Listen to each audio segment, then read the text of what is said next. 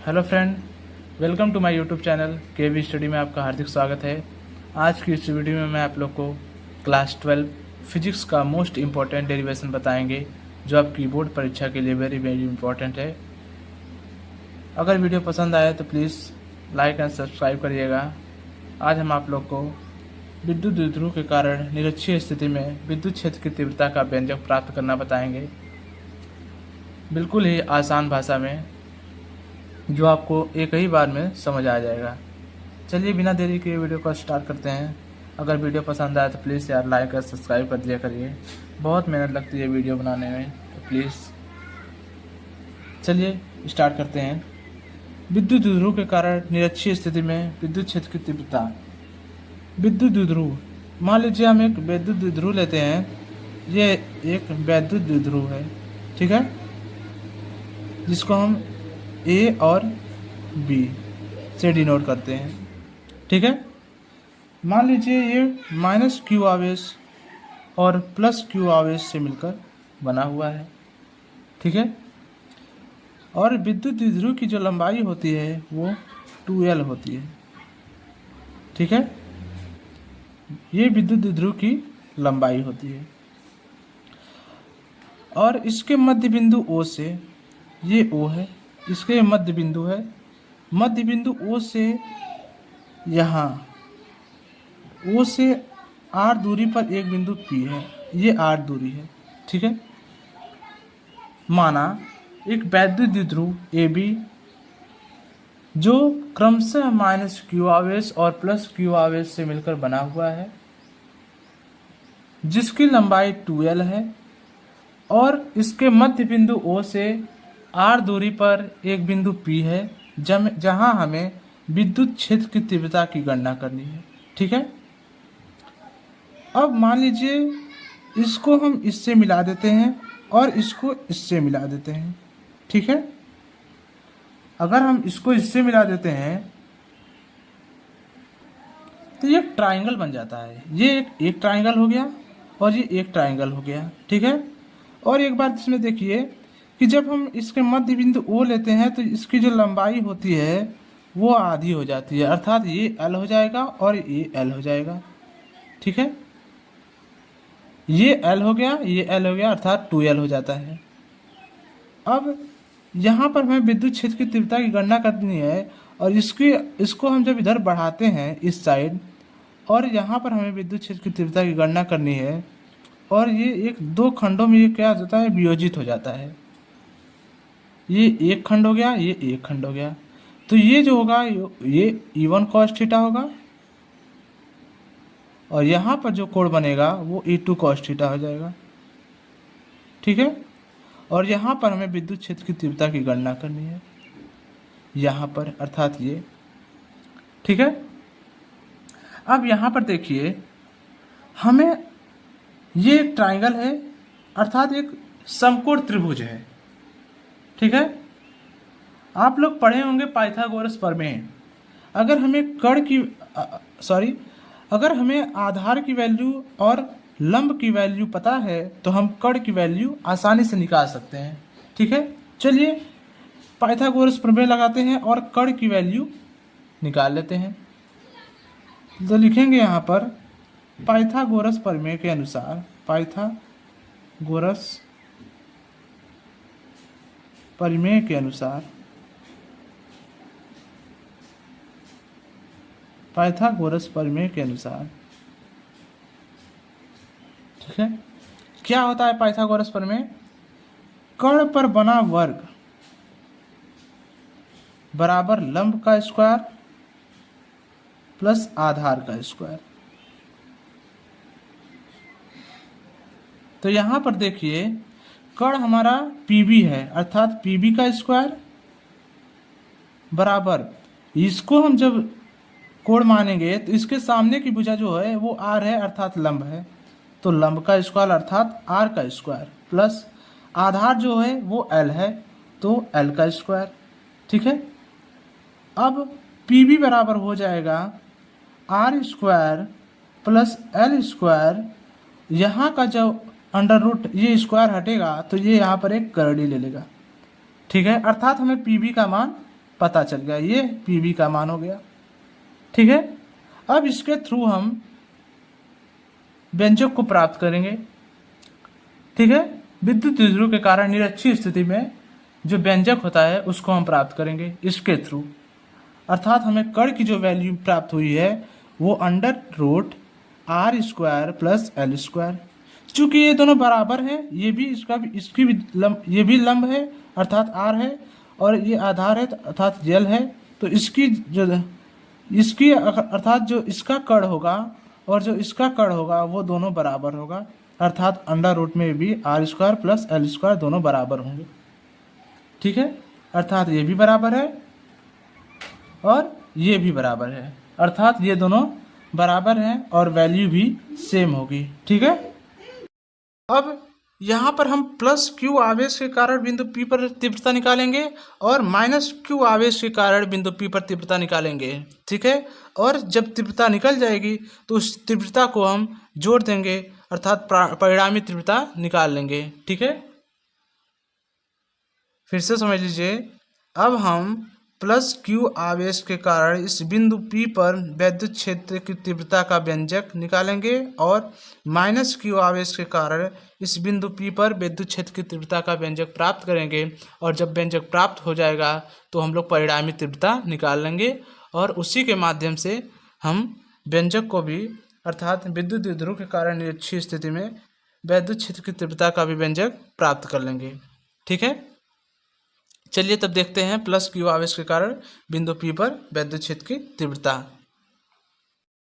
अब हम +q आवेश के कारण, अर्थात अब निकालेंगे हम लोग वैल्यू। तो अब यहाँ पर लिखेंगे कि +q आवेश +q आवेश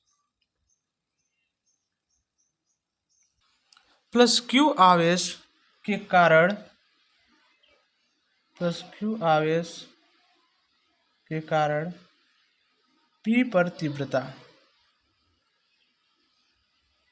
अर्थात क्या होगा, जो +q आवेश के कारण P पर तीव्रता होगा वो E1 बराबर हो जाएगा 1/4πε0 q/BP का स्क्वायर।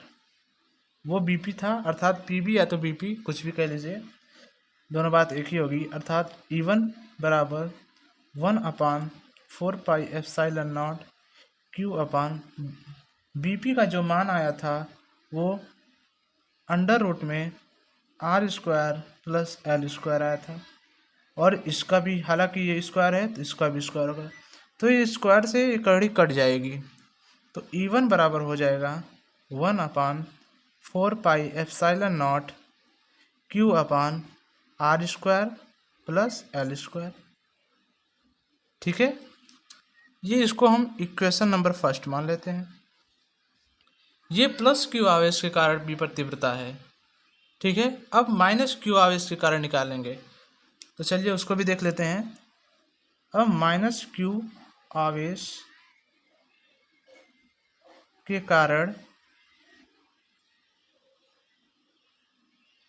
P पर तीव्रता,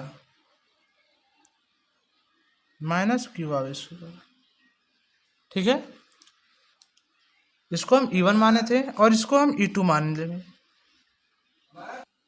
E2 बराबर हो जाएगा 1/4πε0 q/AP²। ठीक है, तो E2 बराबर हो जाएगा 1/4πε0 q/AP का भी जो वैल्यू है वो r² प्लस l² है √ में, तो √ से स्क्वायर से √ कट जाएगा तो वही वैल्यू आएगी, अर्थात r² प्लस l²। ठीक है, ये इक्वेशन नंबर हम लोग 2 मान लेते हैं। ठीक है, चलिए आगे देखते हैं।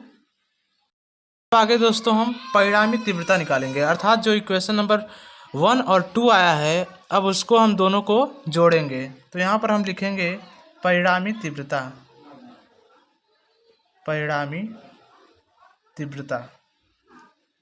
ठीक है, परिणामी तीव्रता क्या होता है, परिमाणिक तीव्रता क्या होगा, जो इक्वेशन नंबर 1 आया था और 2 आया था उसको हम जोड़ देंगे, ठीक है। तो इक्वेशन नंबर जो फर्स्ट आया था वो अर्थात E1 cos theta plus E2 cos theta, ठीक है। E1 का जो मान आया था 1/4 pi epsilon not Q/R² plus L², ठीक है, into cos theta, plus E2 का जो मान आया था वो 1/4 pi epsilon not Q/R² plus L², ठीक है, इंटू cos थीटा। समझ पा रहे हैं आप लोग? चलिए आगे देखते हैं। अब देखिए दोस्तों, इसमें से कॉमन क्या मिल रहा है, E बराबर कॉमन 1 प्लस, ये देखिए ये कॉमन है और ये कॉमन है, इसको कॉमन कर लेते हैं 1/4 पाई एप्सिलॉन नॉट, और ये भी कॉमन है, ये भी देखिए कॉमन है और ये भी, तो इसको भी कॉमन कर लेते हैं, अर्थात Q/R² प्लस L², ये हो गया कॉमन हो गया, ठीक है। ये cos थीटा, ये cos थीटा, अर्थात दोनों 2 cos थीटा आ जाएगा, प्लस में है तो जुड़ जाएगा अर्थात 2 cos थीटा हो जाएगा, ठीक है। अब देखिए जो cos थीटा बराबर होता है, cos थीटा की यहाँ पर वैल्यू निकालनी पड़ेगी, तो cos थीटा बराबर होता है आधार बटे कर्ण, आधार बटे कर्ण, आप लोग लाल बटे काका पढ़े होंगे, तो cos थीटा बराबर होता है आधार बटे कर्ण, तो cos थीटा बराबर हो जाएगा, आधार हमारा उसमें क्या था, L था, और कर्ण जो था वो अंडर रूट में R² प्लस L² था, ठीक है।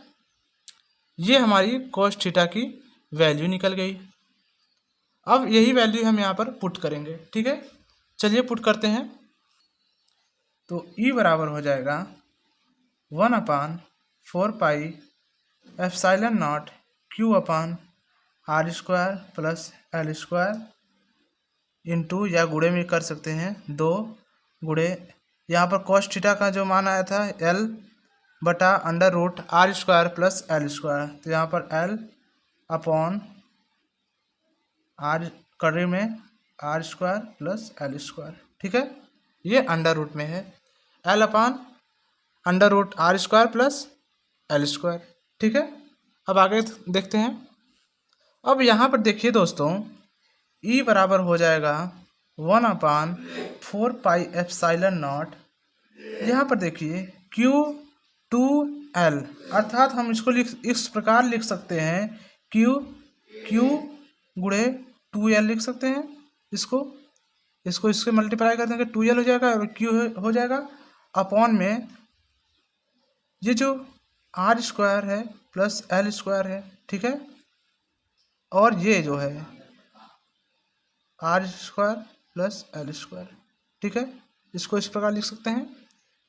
अब आगे देखिए E बराबर हो जाएगा 1/4 पाई एप्सिलॉन नॉट, इसको ऐसे ही रहने देते हैं, Q गुणे 2L अपॉन, ये अंडर रूट का मतलब होता है 1/2, तो इसको हम इस प्रकार लिख सकते हैं कि नहीं, R² प्लस L² और इसको इस प्रकार R² प्लस L² की घाते 1/2, इस प्रकार लिख सकते हैं कि नहीं, लिख सकते हैं, जरूर लिख सकते हैं।